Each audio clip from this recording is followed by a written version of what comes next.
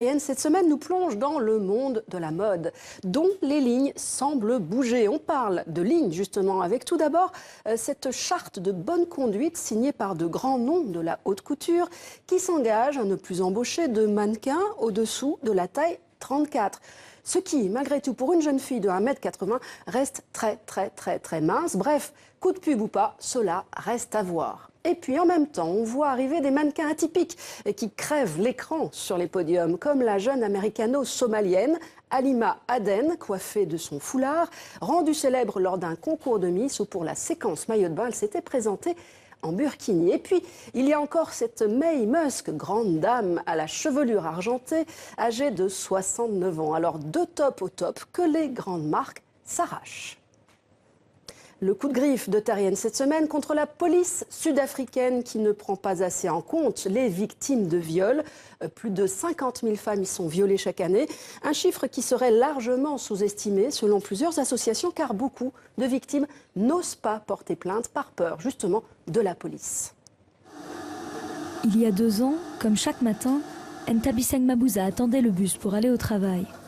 Mais ce jour-là, le chauffeur profite de l'absence d'autres passagers pour l'emmener hors de la ville et la violer. La jeune femme réussit à appeler à l'aide et l'homme est immédiatement interpellé. Malgré des preuves accablantes, sa plainte est finalement classée sans suite. À la radio et à la télé, les campagnes de prévention nous encouragent à porter plainte en cas de viol. Mais quand on va voir la police, ils nous tiennent pour responsables. Parfois, ils dissuadent des victimes de porter plainte en disant que le violeur est leur petit ami. Cette année, plusieurs manifestations ont été organisées suite à des agressions violentes contre des femmes.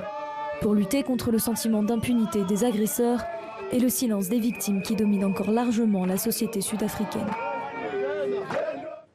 Un double coup de cœur cette semaine en Terrienne. Tout d'abord à Sofia Djama, jeune réalisatrice algérienne qui vient d'être récompensée à la Mostra de Venise pour son premier long métrage, Les Bienheureux, une coproduction franco-belge.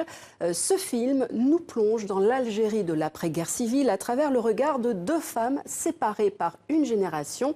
Et justement, notre deuxième coup de cœur va à sa jeune actrice, également primée à la Mostra, Lina Koudry, pour son discours prononcé lors de la cérémonie. Écoutez.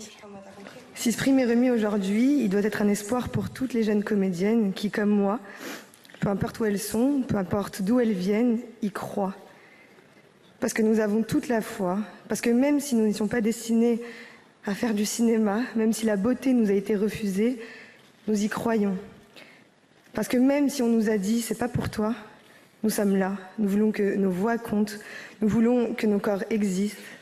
Voilà l'intervention de Lina Koudry, c'était à la Mostra de Venise. Vous pouvez évidemment retrouver tous ces sujets et dossiers sur le site de Terrienne ou via les réseaux sociaux. Quant à nous, on se retrouve la semaine prochaine.